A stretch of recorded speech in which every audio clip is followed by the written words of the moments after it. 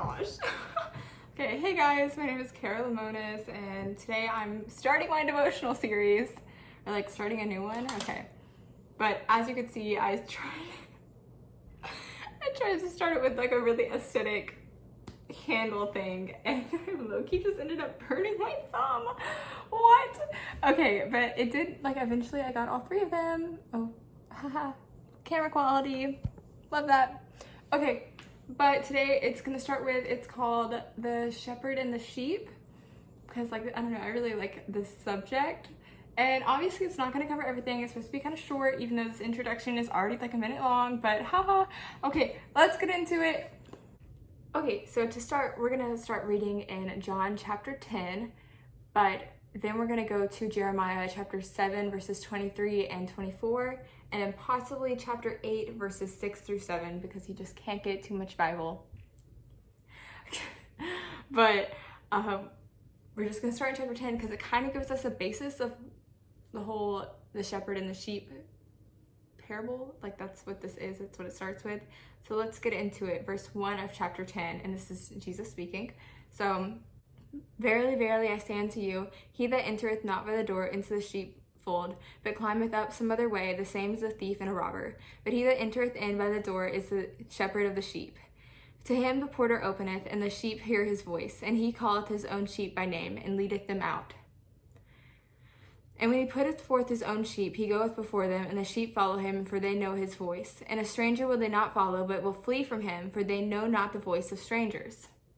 This parable spake Jesus unto them, but they understood not what things they were which he spake unto them. Then said Jesus unto them again, Verily, verily, I say unto you, I am the door of the sheep. All that ever came before me are thieves and robbers, but the sheep did not hear them. I am the door. By me, if any man enter in, he shall be saved, and shall go in and out and find pasture. The thief cometh not, but for to steal and to kill and to destroy. I am come that they might have life, and that they might have it more abundantly. I am the good shepherd. The good shepherd giveth his life for the sheep. He that is an hireling, and not the shepherd, whose own the sheep are not, seeth the wolf coming, and leaveth the sheep, and fleeth. And the wolf catcheth them, and scattereth the sheep. The hireling fleeth, because he is an hireling, and careth not for the sheep. I am the good shepherd, and know my sheep, and am known of mine. As the Father knoweth me, even so know I the Father, and I lay down my life for the sheep. And other sheep I have, which are not of this fold, them also I must bring, and they shall hear my voice, and there shall be one fold and one shepherd. Therefore doth my Father love me, because I lay down my life, that I may take it again. No man taketh it from me, but I lay it down of myself. I have power to lay it down, and I have power to take it again. This commandment have I received of my Father. And then that's kind of where I'm going to stop with chapter 10. That was verses 1 through 18. But, feel free to read the rest of it, But just to give you some, like, context of the sheep. Sheep were obviously very important back in the day. Like, I don't necessarily see sheep running around now, but, that was a thing, definitely a thing. And it talks about some, like, key phrases at the beginning of chapter 10, like, he that entereth not through the door of the sheepfold. So the sheepfold was, like, where you keep your sheep to keep them protected from, like, enemies. It was, like, kind of like a enclosed pen, in a sense, and it had a small, narrow door. And so sometimes the shepherd could lay down or sleep in front of the door so that nothing could get through to the sheep. But if the shepherd needed to go away for a while, the porter, it says in verse 3, to him the porter openeth. And so, like, if the porter had to have, like, recognized the shepherd, and it would have opened it. But even if there are multiple flocks of sheep, I don't know if flock is the word, but if it is, like, there it is. If there are multiple flocks of sheep, then the sheep would only go with their shepherd, because they would know who their shepherd is. They wouldn't go as strangers, as it says, and a stranger will they not follow, and will flee from him, for they know not the voice of strangers. And so in this parable, it's relating us to the sheep. And I read this in my Bible has, like, commentary under it. So it says that when it's talking about the two different sheeps, like, and other sheep I have which are not of this fold. Wait, are they called folds? Okay, but when it's talking about that, it's like, it's Jesus saying, or at least that's what it says in the Bible, or at least that's what it says in my Bible. Jesus is saying, like, I'm going to bring the Gentiles, my sheep that aren't of this fold, and put them with the Jews, this fold, and put them all together, because he is the door, the way, you know, like we can go in and out through him to find good pasture because he provides for us. And then they don't understand, so he has to kind of explain it in a new way. And I think I love that, because Jesus doesn't like just walk away from them, doesn't stop talking to them. He explains it in a new way so that they will understand, because he wants us to understand and be in community with him. But if we ask, we will receive. But he's giving them the wisdom because he's explaining it to them in this way. But he says that he is the door of the sheep, because there's only one door. There's only one way in and out. And so if anybody else is trying to come in that isn't a part of the flock, like the thief, he's only coming not for the welfare of the sheep, because he doesn't actually care about us. And of course, this is talking about Satan and like the enemy. And so he comes to steal and to kill and to destroy. But Jesus comes so that we might have life and might have it more abundantly, because he's here for us to live and have the green pastures and for us to go in and out through him. But he's here so that we might have eternal life. And then it goes to talk about the hireling, who isn't a stranger, but isn't the shepherd, obviously. But the hireling doesn't give his life up for the sheep. He's just like, oh, there's an enemy, and flees, scatters, and the sheep are killed. You know, the wolf catches them and scatters the sheep. And so the good shepherd knows his sheep, and the sheep know him. So if we are a part of God's family, if we are God's children, we should know who he is and should be able to discern the voice of him versus the voice of others, because we should know our shepherd. And Jesus goes to say, like, as the Father knoweth me, even so know I the Father, and I lay down my life for the sheep. And then it talks about, of course, like the Gentiles and the Jews were all a part of one fold and under one shepherd and protected by him.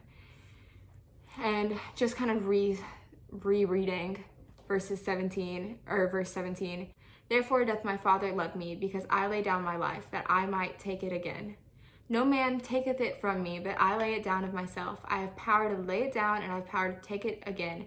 This commandment have I received from my Father. And so it's kind of the covenant that Jesus is fulfilling. Like, this is what he has to do, and that's what he's doing because he has the power to do it. But he's also willingly giving his life for us because he loves us and because he loves his Father. And then it goes on to talk about in chapter 10, which just isn't like a chapter study or whatever, but it does, like, the people are mad because they can't decide. They like, he hath the devil, no, he's the Son of God. They're warring against themselves because they can't figure out what it is because it's so new to them. And then I just want to go back in the Old Testament because, like, having parallels I think is good. And it's just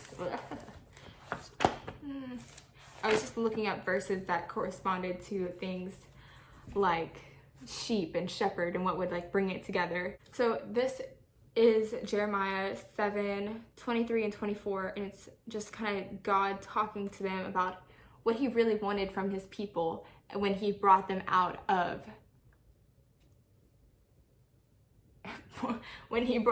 Egypt. It says, but this thing commanded I them, saying, obey. Okay, let me go back to 21. Thus saith the Lord of hosts, the God of Israel, put your burnt offerings unto your sacrifices, and eat flesh. For I spake not unto your fathers, nor commanded them in the day that I brought them out of the land of Egypt concerning burnt offerings or sacrifices. But this thing commanded I them, saying, obey my voice, and I will be your God, and ye shall be my people, and walk ye in all the ways that I have commanded you, that it may be well unto you. But they hearkened not, nor inclined their ear, but walked in the counsels and in the imagination of their evil heart, and went backward and not forward.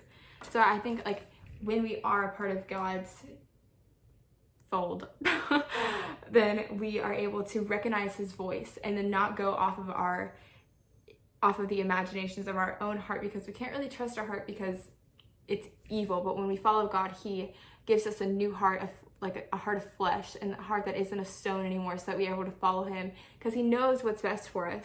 And it says that it may be well unto you, because he had the promised land ready for them anytime that they were ready, but they kept going backwards and not forwards.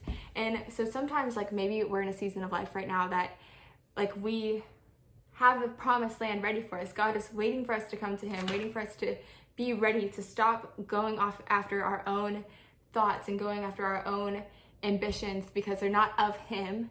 But if we incline our ear unto him and we listen and we follow after him, then we will walk in all the ways that he has commanded us, and we will follow our shepherd, and it will be good towards us because he has our promised land ready for us. And then I also highlighted, and I don't really know like if this is super connected, but you know, the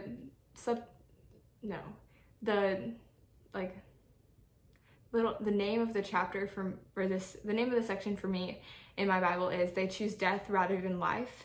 And honestly, like, that's kind of the choice. Like, it's not, I don't know if people think of it as like as black and white as that, but when we choose to follow after God, we are choosing life and the life that he has provided after us. And when we don't choose God, our path isn't going to lead to life. It's going to lead to life everlasting. Okay, I'm going to go back again to verse 4. Moreover, thou shalt say unto them, Thus saith the Lord, shall they fall and not arise? Shall he turn away and not return? Why then is this people of Jerusalem slidden back by perpetual backsliding? They hold fast deceit, they refuse to return. I hearkened and heard, but they spake not aright. No man repented him of his wickedness, saying, What have I done? Everyone turned his course, as the horse rusheth into the battle. Yea, the stork in the heaven knoweth her appointed times, and the turtle and the crane and the swallow observe the time of their coming, but my people know not the judgment of the Lord. And this really spoke to me because, like, even when I knew I was supposed to be following after God, like, I didn't, you know? And God gives us ample opportunities, I don't know if that sounded right in my head, to come to him and to obey him. And God was listening. He was hearing if they would repent because he wants us to. He gives us, like, he abundantly pardons, and I don't exactly know where that is, but it says that his ways are higher than our ways and his thoughts are greater than our thoughts, but that he abundantly pardons everything that we do. So if we just come back to him and be a part of his sheepfold, his flock, if we allow him to be our shepherd, he won't hold it against you for the things that you've done in your past. So when I was writing it down, I said, listening to God and being his sheep. How is this world better than the one who created it? And I don't know why I answered it. I was like, answer, it's not. And it's not. Like, God is everything that is good. And these people had been saved and we have been saved, but sometimes we don't necessarily go with our flock. You know, sometimes we're lost, sometimes we're out in the woods, but God rejoices when he finds us because we're all a part of his care, and he loves each of us, each individually, so much. And so I wanted that to kind of be the devotional for this because, okay, I also wrote down on my little book,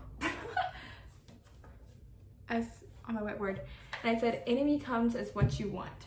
So maybe the sheep wanted out during the night, and the thief opened the door. Well, I mean, Jesus is the door, but the thief allowed them a way out, a way to escape, a way to be out in the wilderness, blah, blah, blah, because maybe they wanted to get out. And so, and when Jesus was tempted, Satan was like, I'll give you all the empires of the world. We'll give you food. And so it sounds good in the moment, but what's good in the moment isn't necessarily good for you long term. And so we have to be able to discern who is the thief and who is our shepherd. And so we have to get our priorities and learn what we want out of life to be able to kind of understand, you know. When I wrote this on my notes, because I thought about what to do and stuff. And so what I wrote under the title was Following Jesus When We're Lost.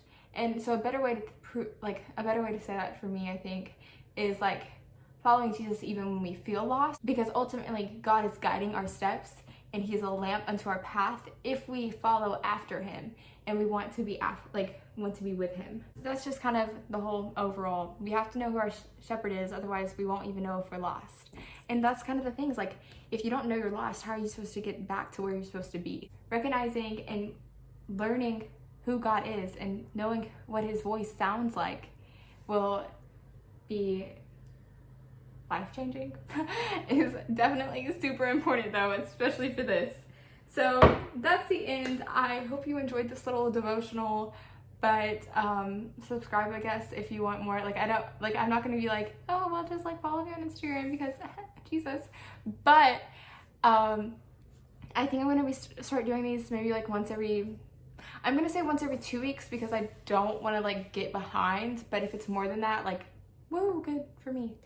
And if you have any other Bible studies, like if you have any other devotional type things that you want to learn about, or like maybe have some questions, like comment those down below, or like whatever, your thoughts, like how to improve this, whatever you want to put, I am totally fine with. Okay, well, I hope you have a blessed day. Bye.